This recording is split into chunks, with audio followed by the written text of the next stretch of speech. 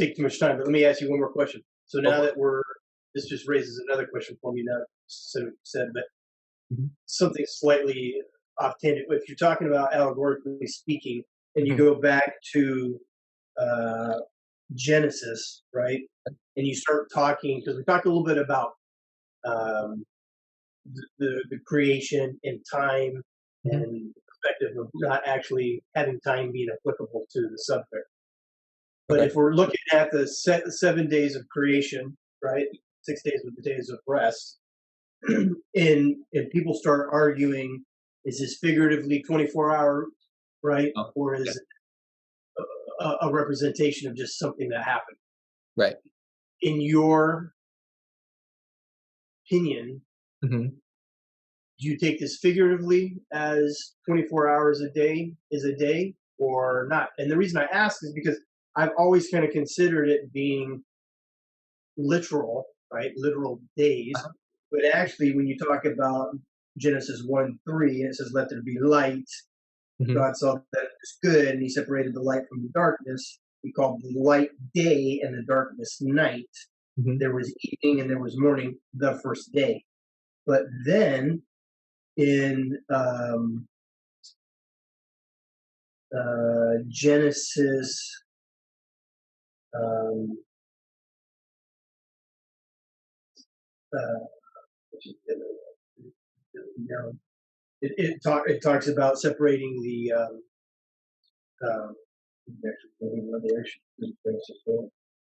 Mhm.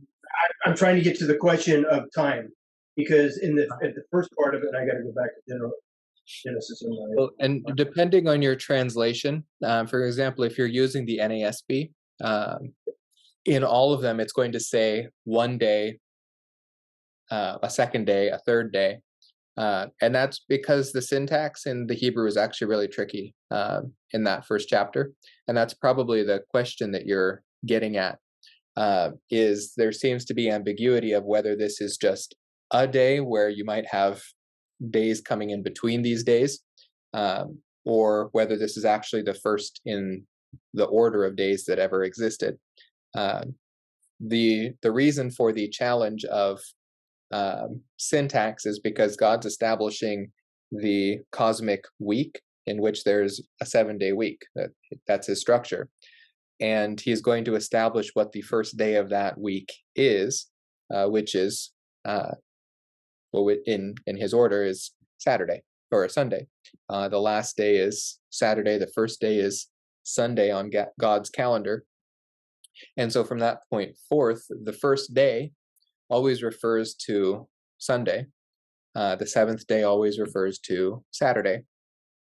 So he doesn't use these ordinal numbers like we would expect, because what he's saying is this isn't just any old first day, uh, any old Sunday. This is absolutely the first day of any day ever. And so, in order to emphasize that, he breaks out of the pattern of week language, week language of first, second, third, fourth, fifth day, to say essentially never before had there ever been a day. Okay.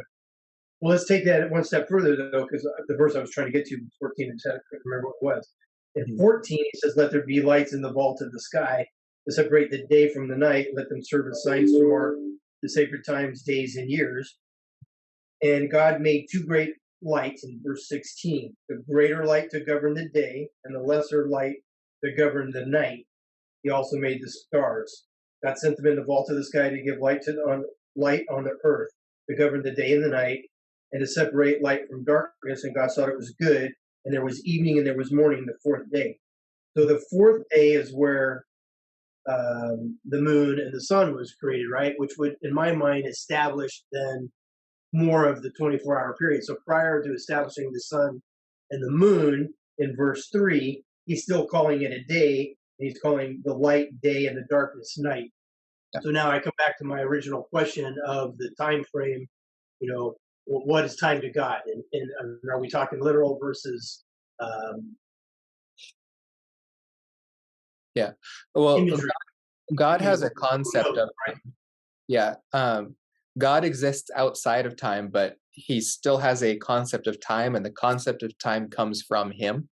The lights were put in the sky in order to regulate for our benefit the passing of time.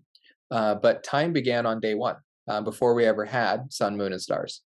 And so what he's done is he's created essentially a cosmic clock in order for us to see the passing of time physically.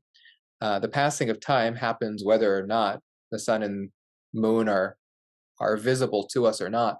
For example, there's always that sci-fi trope of, if you like, have you seen Interstellar, that Christopher Nolan movie, where they go to different planets and time is different, like time is relative then, where they're on this one planet where 30 years passes in the span of what appears to be an hour for only them.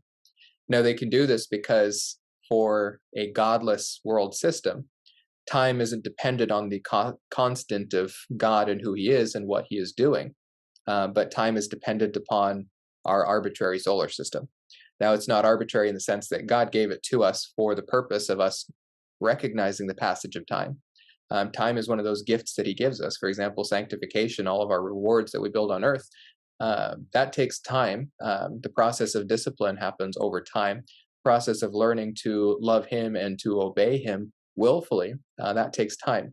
But this humanistic concept of relativity to time, relative to what, begs the question.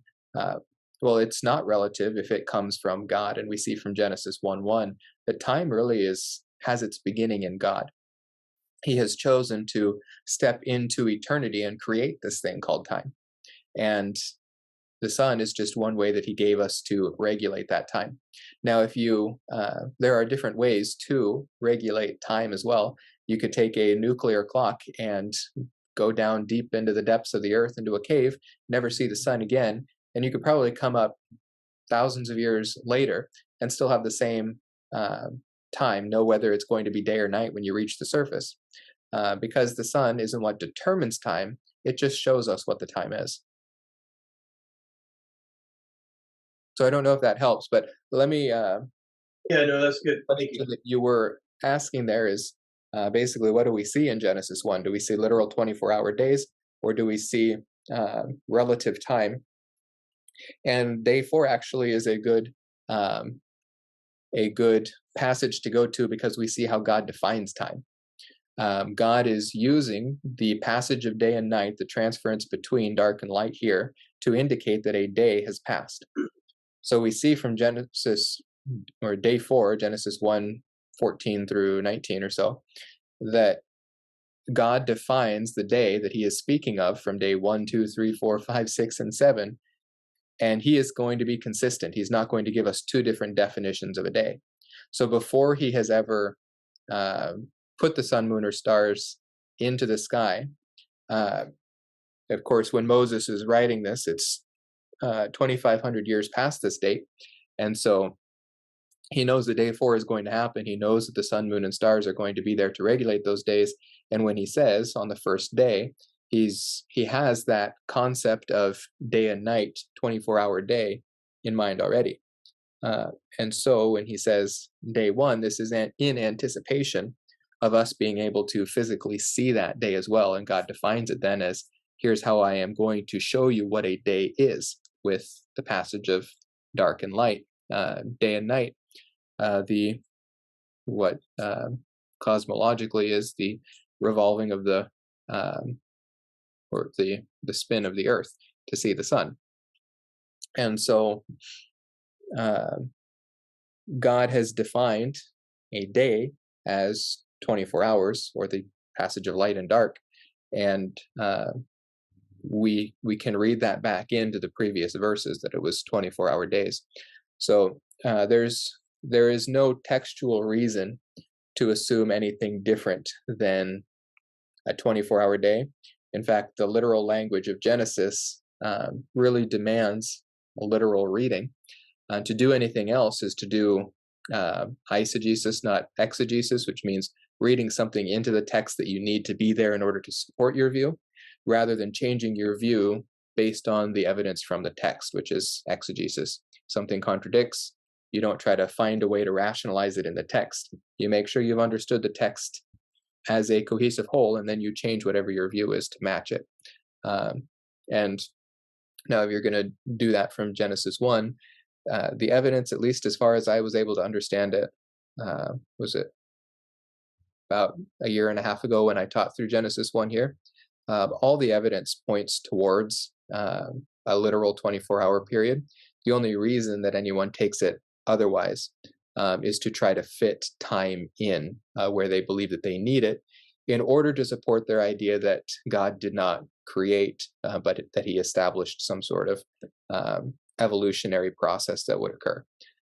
So it's an attempt to shake hands with humanistic disbelief that any Christians try to find time in the creation account besides the 7 days. That was a great explanation. One thing I was thinking for people that, try to stretch the Genesis into 1,000 years as a day, Right. is that he created the plants before he created the sun. And so that would mess photosynthesis up a lot. Yeah, and That exactly. wouldn't work. He So I created think that alone is something I always like looking at for that reason.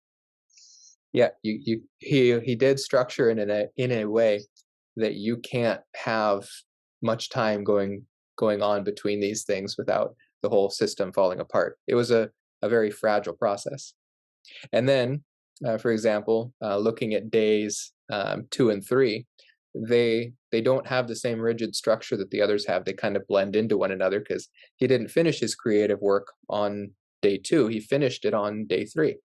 So you've got 1.5 things done on day 1 and half, and then 1 thing done on day 3 before he puts his stamp of completion on there. And now one of the reasons I think he did that was to show that there's no gap of time between these days. What he's doing on one day continues into the next day finishing. So I would say days 2 and 3 and the bleed over between those two also show us that there's no gap of time between these days. Yeah, that's excellent. Great point also, Karen. That's the first time I've heard anybody say that. I'm glad you. Oh, yeah. Yeah, I had to look at it a couple times and go, oh, yeah, that's really the case. And I like the point that you're bringing up, Dane, that the days really did, go together, and that it wasn't there wasn't a gap between them because of the way the creation went. So I appreciate that too. Yeah. And now the only other place where people really try to fit time besides making the days longer than 24 hours or trying to find time between the days, they try to fit time in between Genesis 1:1 and Genesis 1:3. Now, whether they put that on either side of 1:2 or not is questionable, but they try to make, okay, he made the heavens and the earth, and then the cycle of days begins. And that's why when you read the text, it's pretty easy to try to make light the first thing created. But it's also the one thing that is not said, that it doesn't say that he created this. He's got 2 different words for create that he's using. One is bara, and I can't remember the other one, yasar, is. And all the things that he's creating on day 1 or from day 1 to day 6, he is either bara, this creation, creating it out of nothing, or he is yasar, forming something that exists into something. Light is the one thing that he does not bara or yasar. He does not create this, and he is not forming something else into light. Light is pre-existing this creation. It's from a different created order. It's God, or it's not even from a different created order. It is part of the essence of who God is. And so then we have no created item for day 1, except in the beginning, God created the heavens and the earth. That is the creative element of day 1, was time, space, matter, and then those things were energized by light on day 1. So the thing that God created was time, space, and matter on day 1, not light. And then Genesis 1:1 is day 1's creation. You can't have it preceding day 1. It is the existence of day 1. That's when time began, because he created in the beginning, the first time had ever existed. So Oh, I love that point. yeah, That's great. That is no fantastic. gap theory there. Doesn't fit. Oh, really good. Yeah, and I mean, even in conservative circles, they do try to fit a gap in between day one or in between Genesis 1:1 and 1:2, but they don't do it for the same reason as liberal Christians. Liberal Christians try to find a time for the evolutionary process to occur. Uh, Conservatives try to find a time for the creation of angels and the fall of Satan, and they will often put that between the creation of time, space, and matter and the first day in which light was revealed. So looking at Ezekiel 28, where we see Satan in the garden of minerals, where he is exercising some sort of worshipful ministry towards God. This Lucifer as the lead worshiper among angels, dwelling in a mineral garden, they try to put this as a gap where we have a pre-Adamic, before Adam, a race of angels, and that it was at that point that the angels fell and God destroyed the earth, turning it into a desolate void from which he made the new creation. That's often what they'll do. So when you see Genesis 1:2, where the earth is without form and void, they see that as the result of a judgment that occurred on the angels between verses 1 and verse 2. That's not part of our revelation because it has to do with the angels and not us. Now, there are whole theological systems built on that. So they will fight tooth and nail to keep it, but simply that the text does not permit gaps between these days. You have to have a reason from elsewhere, either outside of the scripture or another textual problem you're dealing with, such as Ezekiel 28, where you try to find a place for it. But the text does not indicate that there is any place for gaps between the days.